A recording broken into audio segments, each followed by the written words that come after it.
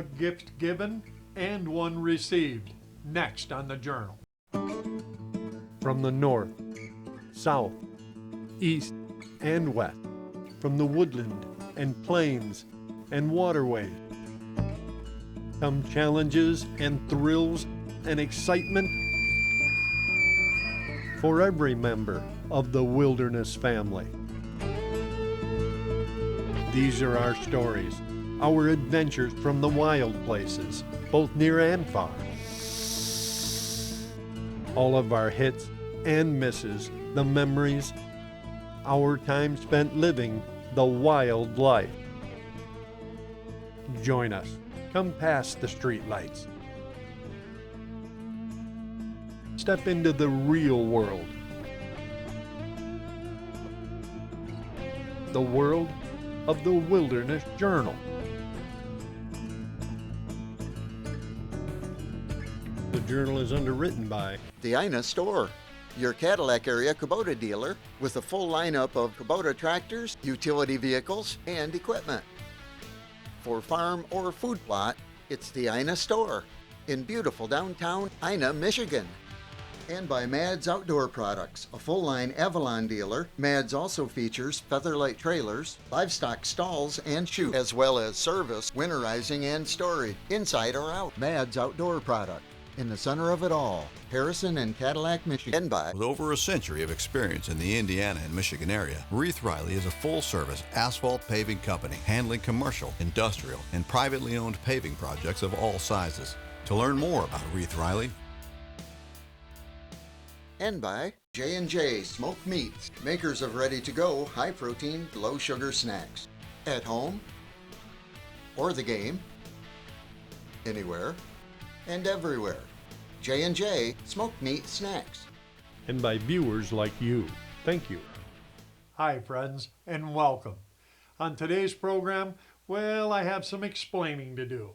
You see, just a couple of weeks ago, if you caught it, I did a late season deer hunt from here in Michigan, and I told you on that hunt that that was the last hunt of the season.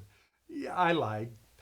You see, our good friends Dave Kirby and Ryan Lewis down at Northeast Missouri Outfitters called up just before Christmas and reminded me that they have a very late black powder season and that I was welcome to come down there and try to fill the tag I was still holding. Yeah, I told you at the end of the bow hunt I did there that the story was to be continued. That was the truth. Yeah, so we set up a trip for between Christmas and New Year's, just a couple of days, and because of the graciousness of Dave and Ryan, they did allow me to flip the script a little bit. I was going to take my two grandsons, Ian and Kyle Jr., down there and let them do the hunting. I was originally going to take my bow, but instead they were going to go out on a hunt of their own and they would call the shots. No pa, no guide. It was totally on them. And with Dave's son Brecken hunting as well, I'd just take a camera and follow Dave around. And the boys were, like I said, going to be on their own. So, hey, I'm your host, Kyle Randall. This is my Wilderness Journal. And we're going back to Northeast Missouri Outfitters for the last hunt of the season. This time I really mean it, right now.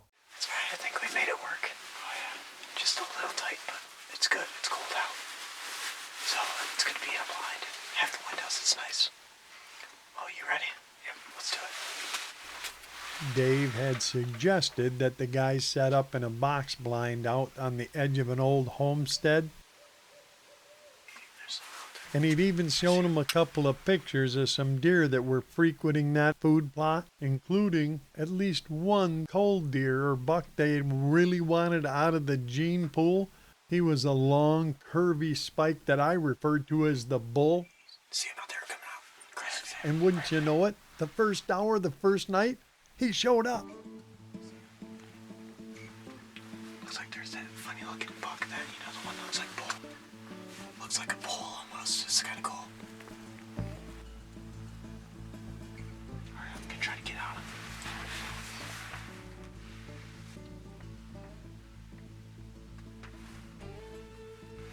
Yeah. I was just too shaky. I couldn't get on him. I had to let him go. That was definitely the buck that David showed the guys the trail cam picture of. Unfortunately, he had stayed out just a little too far and then took off chasing a doe down in the creek bed. But when a doe on the other side of the field suddenly looked up and across, there he was again. A little farther out, but standing in the field, Ian was going to get another chance. It's too shaky. I don't think I can get on him. Yeah.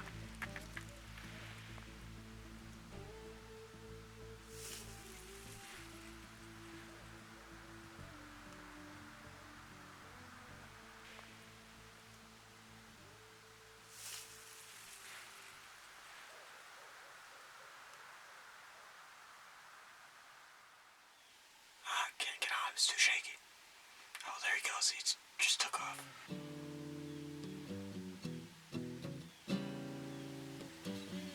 Yeah, looks like he stayed in the edge of the woods.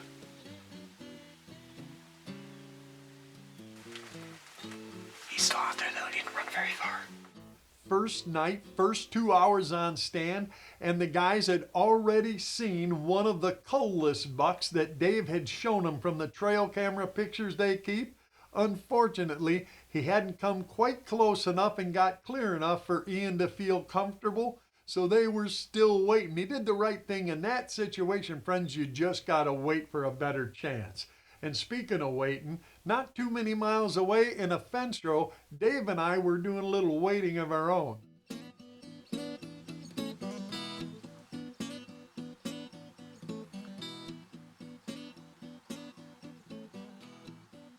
Dave Kirby and I were tucked into a cedar tree watching a spike buck working his way across a picked cornfield. It was windy, fairly cold, and so far, that's all we'd seen. That is, until we started noticing some does feeding their way up out of the bottom.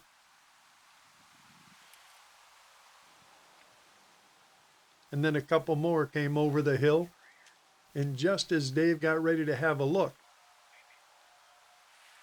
a dandy buck flew right out in front of us. He was chasing a doe fawn, and he cut down through the bottom and ran up on the far hill.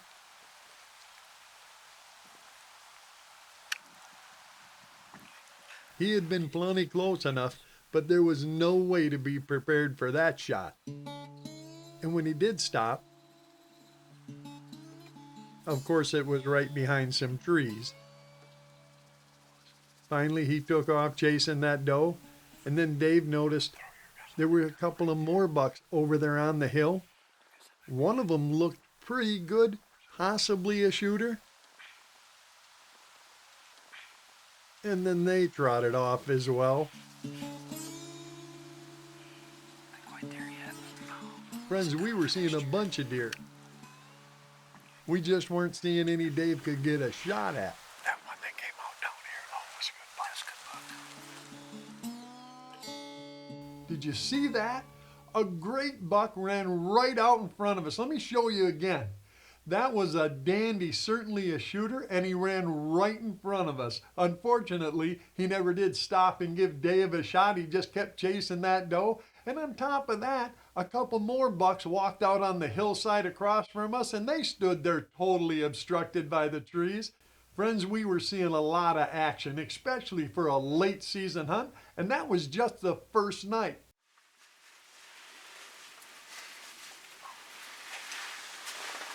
See them out there in the field? They just walked out there.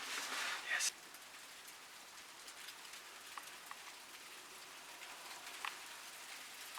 Looks like a bunch of does. Yeah, keep an eye out for a buck. He might be following them around. Yeah.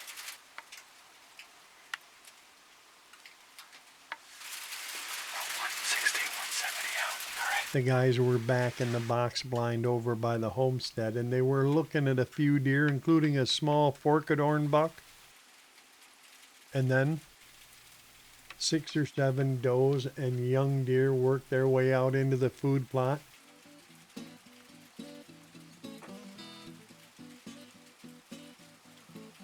See them out there.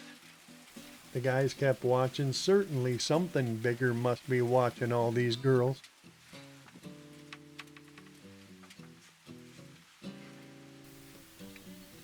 It was spitting snow, getting later. 160, 170. Okay. But unfortunately, there's still no big boys.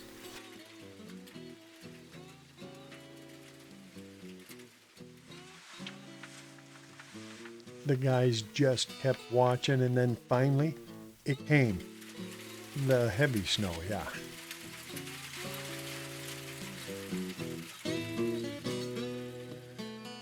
There were lots of deer coming out into that food plot that night, but by the time it really started snowing, the guys still hadn't seen anything they figured was a shooter.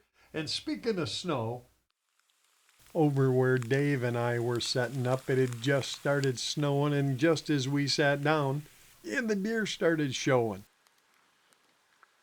There was a young buck working its way out into the cornfield just to our west.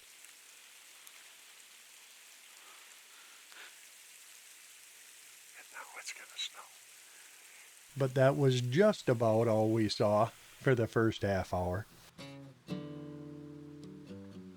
And then, as it started to snow a little heavier, more deer started working their way out into the bottom. Several does were feeding out into that cut corn.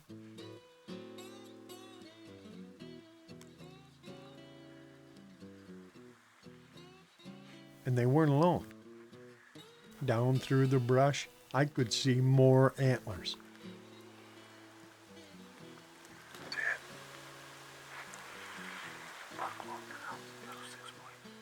A young 8-point was feeding his way up about 75 yards to our left.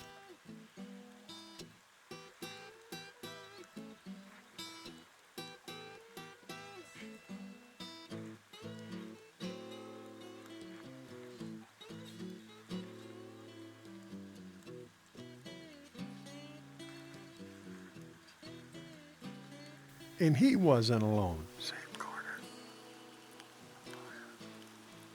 A larger, more mature buck was working his way out. His left antler looked like he might even be a shooter. Dave couldn't say what the right antler looked like because it wasn't there. And then it all blew up.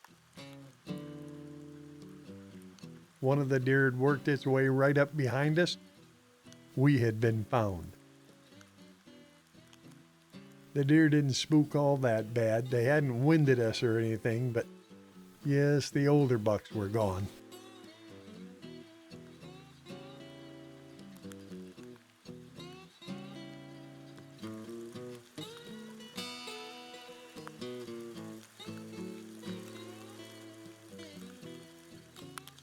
We sat there as quiet and still as possible, hoping that some of the deer would work their way back out, settle down and start feeding again before it got too dark.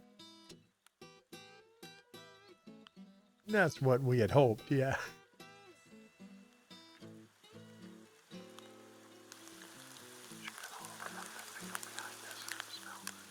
That's the way it is in the late season. We did sit it out, and we did see some more deer about the time that it really started to snow. There's another one. There's a bunch of them up there. I do remember thinking this makes for a pretty nice Christmas card scene, but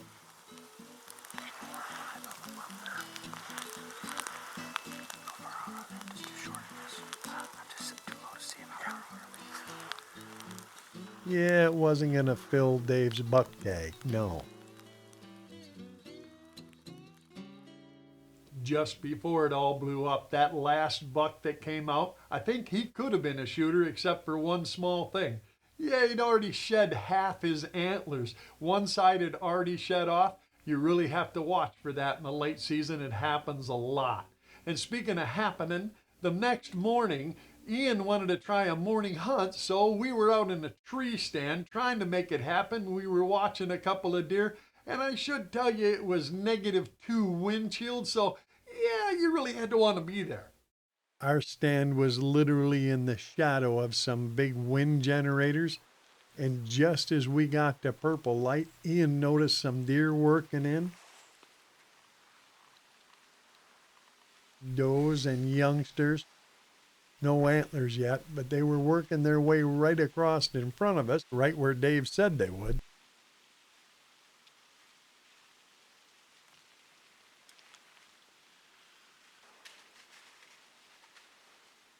And even though we didn't see any bucks that morning, I do have to give Ian some credit. Considering the wind and the temperature, he sat there a lot longer than I thought he would. Don't know. Nothing there. Just all does, yeah.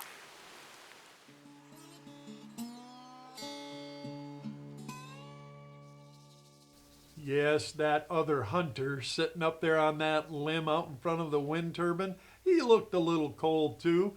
And speaking of cold, it was still pretty cold when Kyle Jr. and Ian set up on the edge of a cut cornfield that night. The guys weren't even set up when deer started working their way out into that cut corn. They were on the far side of the field, but there were at least a couple of young bucks in this group.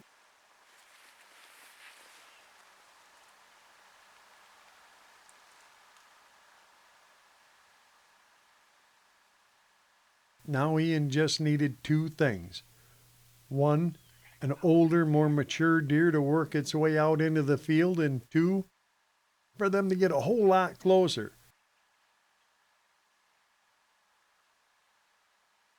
Shooting off a stick like that, he's pretty solid out to 100.5, but with a black powder rifle, sitting on the ground on the edge of a field, much more than that would be, I'd say, stretching it. Well, again, there were deer moving, but no mature bucks, and with just one day left in their hunt, Ian and Kyle decided to take Dave's advice and move back to the stand they had started in. Well, it's the last day. Think luck's on our side. Yeah, hopefully. Better be. It's not as cold as it was yesterday. That's a really good thing, though. Yeah, we got in pretty early and pretty quiet, so we're ready. Yep, hey, let's do it. The guys were in and set. What do you got? 130 to that green bush. Okay, that's pretty good. That's in our range. Yeah, that is. Well, hopefully they come out from somewhere over there. Yep. But for the first couple hours, all they saw was a couple of does.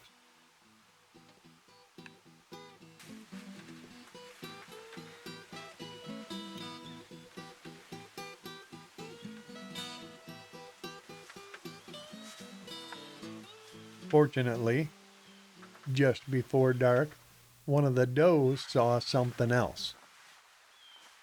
Okay. Just pick A dandy buck was coming right out across in front of them. I think so. Let's wait for him to stop. Wait, is that just he's coming in? You see him? Yeah. Oh, he's moving in 3. Ah! No, he's a shitter. 8 point. Oh, he's moving pretty fast. He's really beat up, too. I'm gonna shoot him.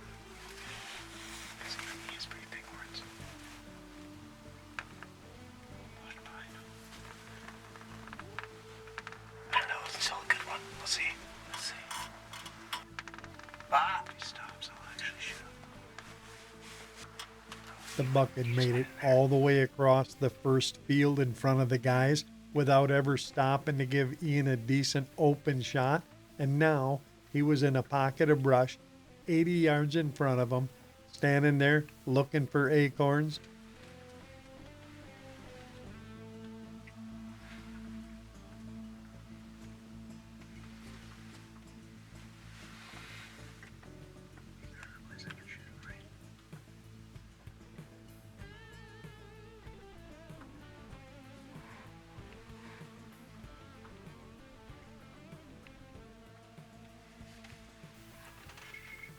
And then working a scrape, moving this way and that, almost giving him a shot.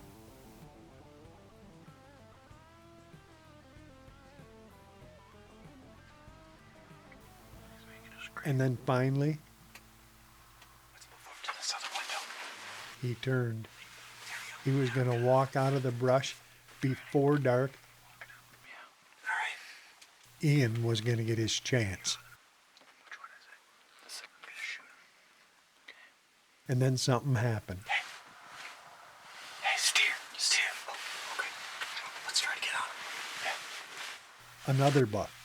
The buck David showed the boys on the trail cam picture, the one I called the bull, he was headed out across the field following the same path the first buck took. Yeah, I'm gonna try to get on him. He's moving pretty quick, though. And believe it or not, Ian pulled off that 8-point and put the rifle out the other window. Oh, he's moving pretty fast, just like the other one. He had made up his mind he was going to try to harvest the bull. The other side. Yeah, let's do it. Unfortunately, the bull didn't stop in that little island brush. He blew right through, and if Ian was going to get a shot, he needed to get it quick. The bull was already at the edge of the food plot. That meant he was already 150 yards out. Ready? I think I got him. It was a good shot. I think it was a good shot. I can really tell because of all the smoke. Yeah, I was trying to. Hey, let's go. We got a shot at one, man. Yeah, that's good. It is good. It's getting a little dark. Last day. Pretty cold at the Yeah, moment. It was. It was a little tight of a shot, but I think Yep. I made it. Well, aimed at that front shoulder and let it rip. Friends, I have to tell you, I was more than a little shocked. Solely on their own, Ian and Kyle had decided to pull off that great 8-point buck, a true trophy, I don't care where you go, in favor of taking a run at the cull buck David asked them to watch out for in the beginning of the week, the buck I called the bull. And I have to tell you, I was proud. I really was. There aren't a lot of us that would have done that, and they had taken their shot. Now we need to just go get their prize.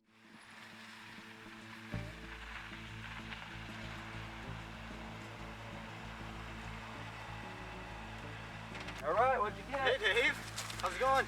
Yeah, how'd you do? We did good. We got one. Yeah, it was steer, the buck you've been Awesome. showing us all this week. Awesome. Yeah, he's right down over there. Yes, they were a little excited, wouldn't you be? Yeah, here he is, right here. This is the one you were talking about, right? Yep, that's him. That's him Steer. right there. That's Kind of a wicked-looking one. Yeah, that's a genetic trait that we wanted out of the pool for sure. What do you think, men? I think it was well worth the wait. Worth the trip down to Missouri at the end of the year? Oh yeah, Absolutely. last night.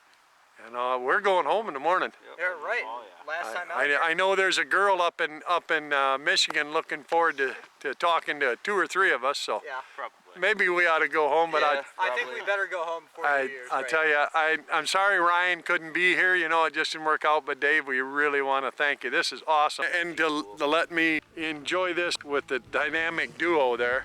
As they grow, you know, you get less and less chances to do this stuff. Yep. Congratulations, Ian and Kyle. You guys worked together, you figured it out, and you harvested a tremendous deer. And I have to tell you, when you decided to pass on that big 8-point in favor of harvesting the deer that Dave asked you to watch out for, one of the deer they were trying to get out of their genetic pool, well, let's just say you made me a pretty proud pa out there in the field that night. Friends, your young people are the next generation of deer hunters. And I truly want to thank Dave Kirby and Ryan Lewis, everybody at Northeast Missouri Outfitters for making that possible. My young men went out there and they acquitted themselves extremely well, and I truly hope that you get the chance to take yours out there. And remember, give them a chance. They're never going to impress you if they never get that chance. Hey, I hope we see you out there. I hope you're dragging in a great buck of your own. And if we do, well, you know we're going to stop and share that cup and a fire, maybe a great deer story or two. And if I don't see you out there, friends, well, then I'll be waiting for you right back here so we can share another adventure from my wilderness journal.